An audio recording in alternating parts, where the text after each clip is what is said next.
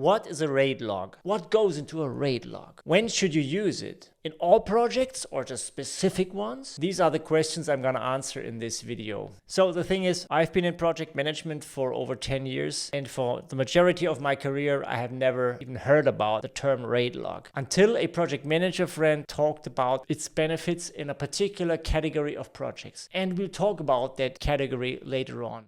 But first, what is a RAID log? It's a form where we capture project risks, assumptions, issues, and dependencies. Let's go through each category one by one. Project risks are any type of event that may derail our project. A risk could be, for example, some of our key resources may be reassigned to projects with higher priority, causing a standstill of our project. This is a very common project risk.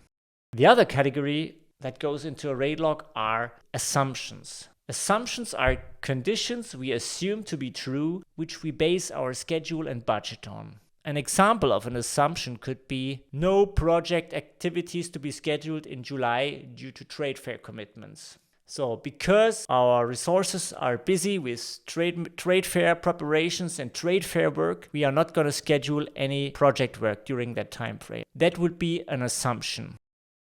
The next category in the RAID log are issues, and that's what the I stands for. Issues are things that are slowing us down right now or keeping us from moving forward. This could be technical issues, resource issues, like people not being available. It could be disagreements between stakeholders that have to be settled first before the project can move on. And in general, points that require a decision.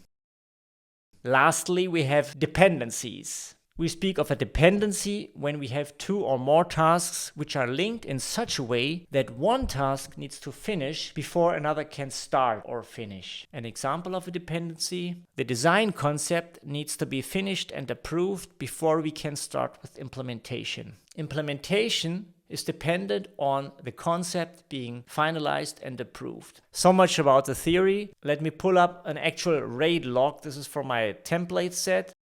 So here is our RAID log. We got a couple of items in there already. The first is a risk, which reads resource bottlenecks due to team members being assigned to parallel projects. That's the typical risk I talked about earlier. We gave it a priority of medium, and we defined next actions. One is to closely monitor the progress of parallel projects, and we'll also be looking for a suitable external contractor who can support during peak phases. The person in charge overseeing this risk or managing this risk is John Smith, and we have a due date for end of June. So the next actions, this is how we plan to address this risk. The same goes for the other risk. Software does not fulfill customer requirements. We define a couple of suitable mitigating actions. Regarding the assumptions, one assumption is the office being closed between December 20th and January 4th. There are no next actions because that's just a fact. This is another interesting assumption. Customer will take care of data extraction from current IT system. We agreed with the client that they are going to handle the data extraction from their existing legacy system. This has, of course, an impact on the budget. It's not something that we are going to perform as the implementation team, so the customer doesn't have to pay for the irrelevant activities. He's doing the work himself. There's no action steps we have to define here. We record this assumption so that everybody's on the same page and the customer is aware of his responsibility. We have one issue. Current system interface does not support Windows 10, so that is critical. It may prevent us from moving forward. We have to check with the software vendor. We have also a dependency. The legal department is supposed to give approval before the data migration. Whenever we migrate data, we need to get the legal department to approve the data set. And the action steps is that we have to align closely with the legal department. And there's no hard rule regarding the priorities. We assign a priority depending on our assessment, on our personal judgment. So below the video, you can also find the link to download this template from my website, and you'll find an article about the RAID log if you want to read again what I have shared in this video. So let's move on. Let's answer the question, when should you use a RAID log?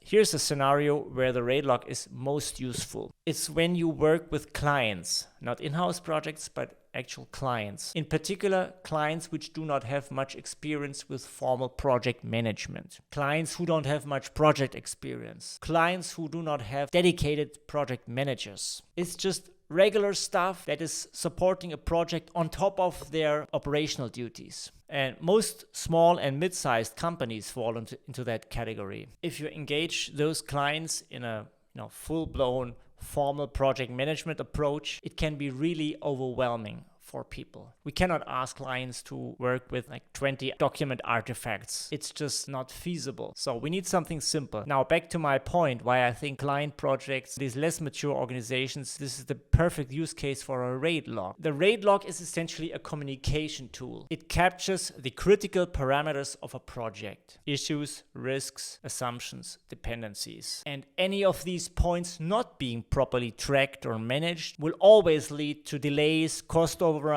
and potentially the project ultimately not achieving its intended purpose. So we need an easy way to track those points and to communicate them to the client. And once we have that, we can easily bring up those points in meetings with the client. It becomes our main document for reviewing progress and for figuring out what needs to be done next. And the RAID log is the tool which enables this kind of dialogue between us, the implementation team, or whatever you will call it, and the client. There's another reason why I find the RAID log particularly helpful in client projects. It enables me to highlight issues and drive action in a totally objective way without me being perceived as aggressive or pushy, because I'm always bringing up those delicate points, those delicate topics that the customer doesn't want to deal with. Nothing like that. It's just an Excel with some action points that we need to take seriously. That's the power of the RAID log. It's really a communication tool which facilitates the communication with the client, highlighting of issues, and then driving action. So getting the client to work on the critical points.